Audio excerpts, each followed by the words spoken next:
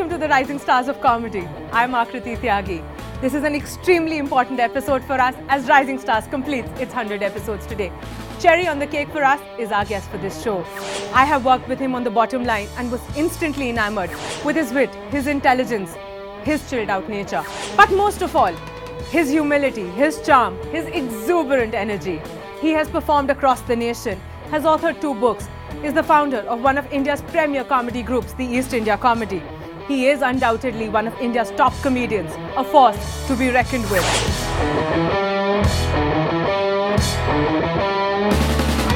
Ladies and gentlemen, please welcome my personal favorite, Saurabh Pant.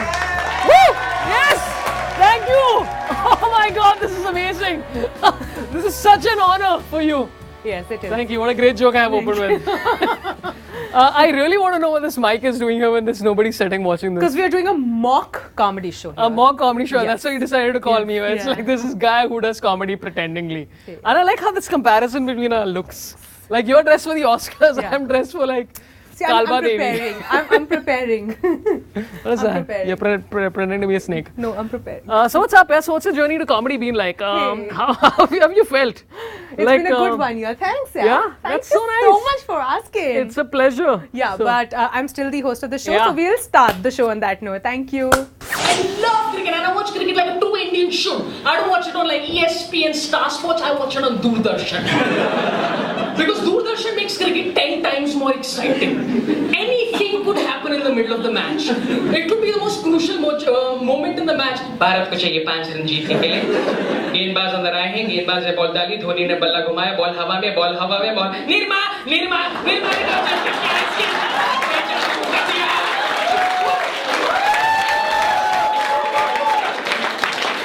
How did you think about pursuing a career in comedy? How? How did it happen? You see, what happened was I had Iron Man's heart, which got removed. I learned comedy completely by chance. I was working with Veer Das. Yeah. And he was a comedian. I mean, he still is. I don't know why he was. Like, it's not like he's moved on to becoming a salesman at Big Bazaar or something. But you walk inside and he's like, would you like to buy some Mumbai salsa sauces which we have for you? Oh, I have a travel brochure. Go on, guys. Anyone? Acha, so then. So yeah, Veer and me were working together for a long time on a show on a rival channel which I can't name. Yeah, please don't. And yeah, we were working on a news comedy show there for a very long time. And then Veer was like, hey, listen, I'm doing a show in Delhi tomorrow. Okay. And do you want to join? And his show then was called Walking on Broken Glass. And I'd never done stand-up before. Okay. And he's like, come, it'll be great. You're damn funny. I'm like, yeah, Veer, I'm going to rock this shit. And I land up on stage. And usually the way it happens for comedians is that you go through open mics where you test out jokes first in front of 30 friends. They're like, you're so talented, even though inside they're like, you're terrible, please quit tomorrow. I basically made my stand-up comedy debut in front of 415 people who were there to see Veer Das. And I was supposed to do, I think, 11 minutes. I did my set in 4 minutes. Okay. I was just the worst set in the world. And the joke from that set, which Veer and me keep talking about, is my hot baby joke. Okay. Which is? Which is my opening joke in front of 400 relatively conservative people in Delhi. That, like, this is like, what, 6 years back. Okay. The joke was that, you know what, I hate people who are married and then they come and show you their baby pictures of their kids. And I finally figured out a way to stop them from showing me baby pictures. As soon as they show me a baby album, I look at it and I'm like, that's one hot baby. Oh yeah, look at that, the baby in the bathtub. Oh, that baby now it's wearing a swimsuit. That's the Pamela Anderson of babies. And that was my opening joke. In front of 400 people. They were all like, what is happening? Why is this guy being provided with a mic? And yeah, that's where I started. And I did that show, and we did 2 back-to-back shows, and I did that joke back-to-back, and Veer is like, can you please stop doing that joke? I said, no man, it's funny bro, you don't know comedy. So basically that was how I started comedy, and I've never done those 2 jokes ever again in my life because they're terrible. I love Mumbai. We like Mumbai. Yes, again, yes. Guys, I, as a comedian, have traveled everywhere. I've done shows all over the world. I did a show recently in Dombey Valley. Yeah, that's right. Yes. I did a show in Candy Valley as well. I did a show in LA, guys. Lokhandwala Andheri, what's up? What's going on? It's going down. comedy, which is, you know, which as a career is not even a registered profession in India. It's registered under others. Okay. Other services, which sounds so dubious. So which means that you've obviously searched. I have, because You my Googled it. My CA was like, when I was filing for service tax, I pay service tax. I'm very rich. And it's there on the other services, and which makes me sound so shady, right? I'm in other services. You want to come for other services? How did you break the news to the family? My family. I don't think there was any news to break. I don't think it was like overnight, where it's like, today I'm writing for TV and the next day I'm in the whatever. I think it was a very gradual progression. Okay. And my parents were actually very supportive of what I did. Primarily because I don't think I left them much option.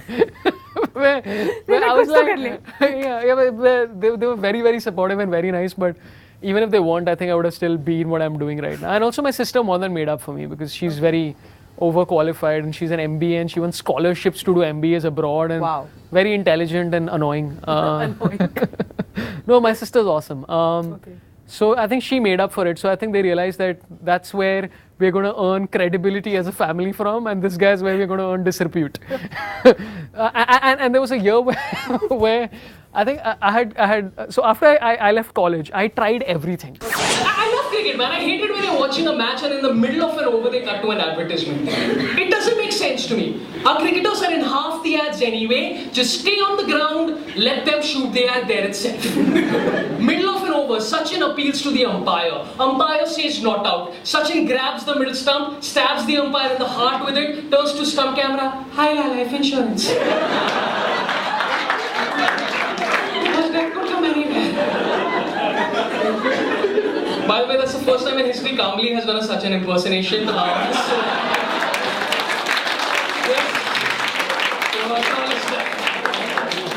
Or like Harbhajan Singh gets into a Maruti car, just starts driving it all around Dhoni, annoying the hell out of Dhoni, and Dhoni like, "Oye, chhota bas kar yaar." And Bhaji like, "I ki chhota paapa petrol khatani nahi aata." I think you're one of those very, very rare comedians who I see has written so much. Even for Bottom Line, I remember you would furiously be writing. You had new sets, new jokes, new ideas, you know, and ideating constantly. Does it not get heavy after a certain point in time, you know, to be ideating so much, to be thinking so much, to write constantly?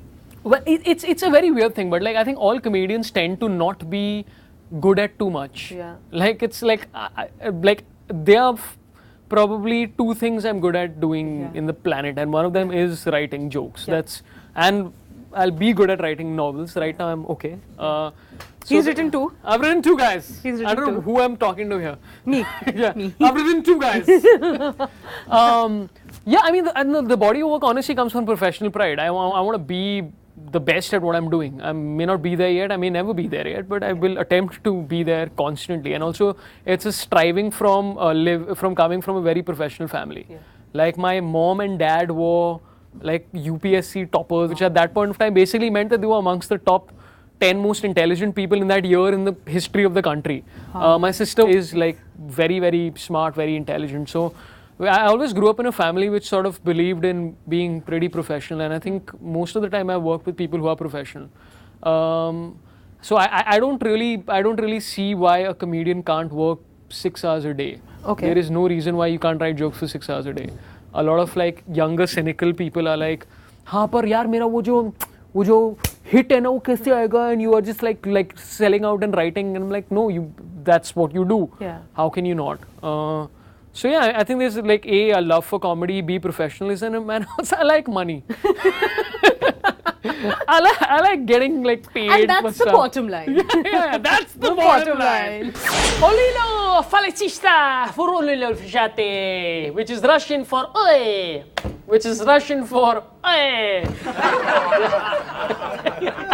I don't have a joke. Don't expect me to have a joke every time. It's not a funny show, right? We learn something as well.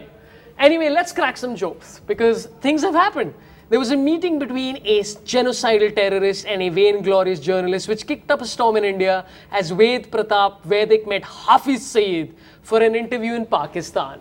First of all, 1 second, your name is Ved Pratap Vedic.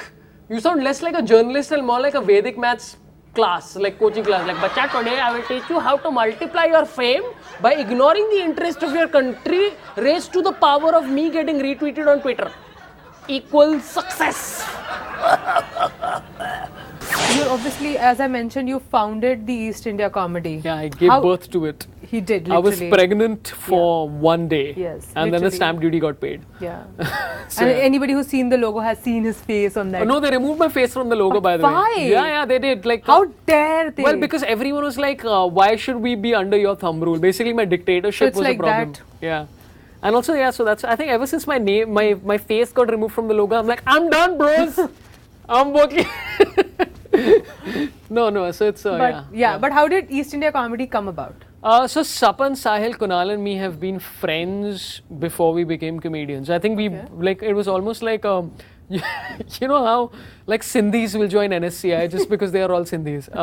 And I think we joined we started East India Comedy because we were comedians. Okay. So yeah, I mean, the idea was basically to, there were a lot of venues which were interested in doing comedy, and obviously you can't do 60 minutes of new jokes every day. So it was literally purely on all four of us self-interest to, you know, combine together, and we can do shows all over the place. And if you see footage of some of the shows we did, oh my God, it was horrendous. It was so bad. Like yesterday, we saw one clip where Sahil and Sapan had done one sketch for the first time, and it was just puns.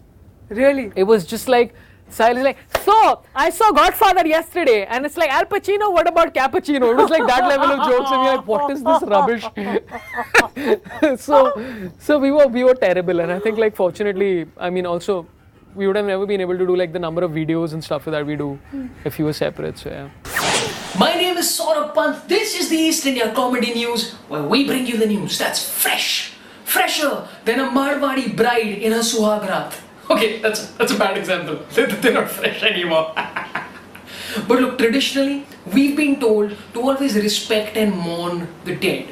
But not today, because the asshole is dead. That's right, Mumbai. Go out there to Gateway of India and roam around naked. Take shots at Leopold. Go and watch a screening of Casablanca, because frankly, my dear, I do give a damn that Kasab is dead. Woohoo! What a win for India. Even though it took us crores of money, lots of years, solid manpower, and terrorism is still rampant across the country. Wow! Shah Jahan wasn't romantic. Shah Jahan was the world's first Delhiite, alright?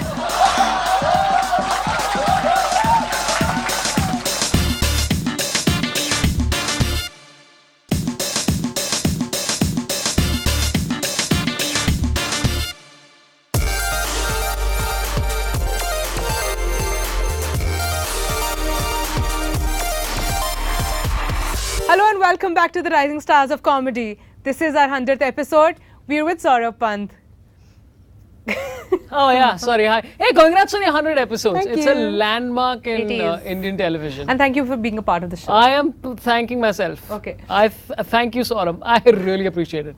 Thanks to Can we myself. start? Yeah. Okay. What are your influences on comedy, both internationally and nationally? Do you emulate any artist when you're performing? Yeah, there are a lot of comedians who sort of inspire me, you know, because they prove to me that I'm better. I think in the Indian comedy scene, there are more than enough people who are constantly doing some landmark stuff, which is sort of, it's always somebody who you don't expect to do something, like you sort of learn from everyone doing whatever it is.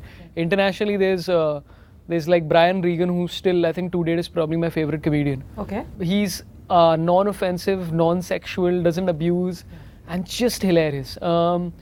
So that guy is awesome. Bill Burr is amazing. Chris Rock is awesome.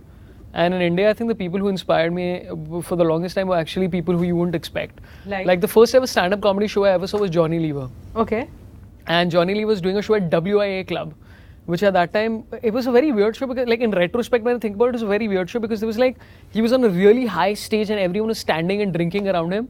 And he did this very stupid joke, which is like one of his most memorable jokes, which is about people coming to see Michael Jackson live. And he just does this bit where this girl is like, Michael, I love you! Michael! And he just goes on screaming for 15 minutes, Michael, I love you. And I was like, this is the craziest stuff I've ever seen in my life. So he was amazing. I mean, that show was like, I think it was just one of those things which stuck at the back of my head. I also saw Kavi Sammelan once when I was 12 years old. and I don't think I understood a single joke. Okay. But it was just the intonation of the way where they're like, Arada, Arada, Arada, Arada, and everyone was laughing and I was rolling on the floor. I have never rolled on the floor in my life. Like people were coming and doing pocha with me and it was just insane. It was awesome. And then oddly enough, like people like, I mean, comedically, like in the 90s, people who influenced you was like, Flop Show I thought was amazing. Yeah. It was just an outstanding show. And my dad is funny. Okay. My dad is the funniest person I've ever met in my life. And he's like we'll be sitting on a dining table and outside somewhere and my dad will be with his one miskeen hand and he'll say, Pepper, हाँ, तो Pepper से याद आया, एक बार एक आदमी Pepper and there'll be a joke about Pepper. I'm like, what is happening? So my dad is just like, I think a lot of my comedic sensibilities which are not vulgar and disgusting have come from my father. So he's hilarious. So yeah. Mumbai's trains are so confusing, right? Because Mumbai is the only city in the world where they give you 3 announcements in 3 different languages, in which the name of the place is different in all 3 languages. It's bewildering, isn't it? Like, Pura station Vandre. Next station, Bandra. Agla station, Bandra. How are Bandra, Vandre and Bandra? Any show that's always stayed with you in terms of, something really nice that happened and, even in your low moments, so to say, you kind of go back to it? There's always like the law of averages always catches up with you. Okay. So every time I've had like, so right now I did like 12 shows in like 10 days. Okay. And what tends to happen in that kind of scenario is that out of those 12 shows, you'll have 4 which are good and the rest are just like between blah to whatever.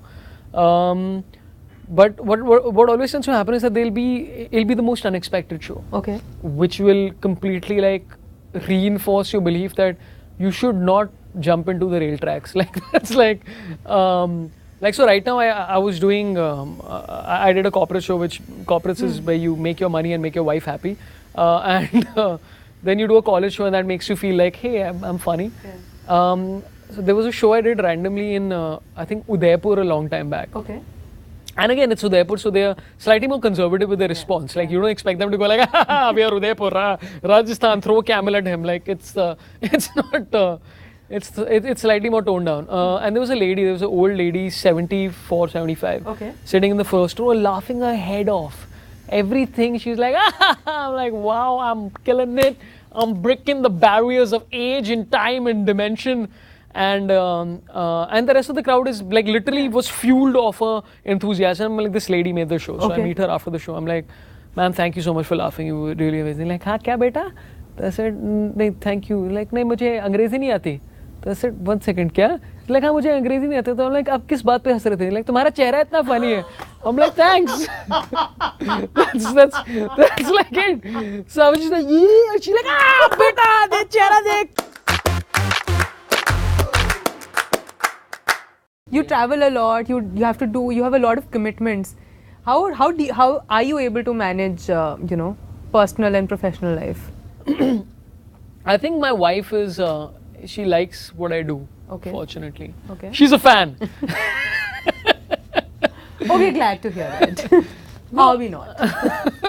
She's no, I mean, my wife likes what I do, and I think like initially, I think she also came into my life at the point where I started earning money. Okay. Like, so we've been seeing each other. We've been married for about 3 years, and we've been seeing each other for like 2 before that. So we've been for 5 years. And I think the first year she was like, this guy is, I don't know about him. And then I started like earning a little bit more money. It's like, this guy, I know. I was just like, and then started my money. It's like, I want to marry this guy. He's totally it. So she understands it. And I think also what makes her this thing is that I come back home with a happy check.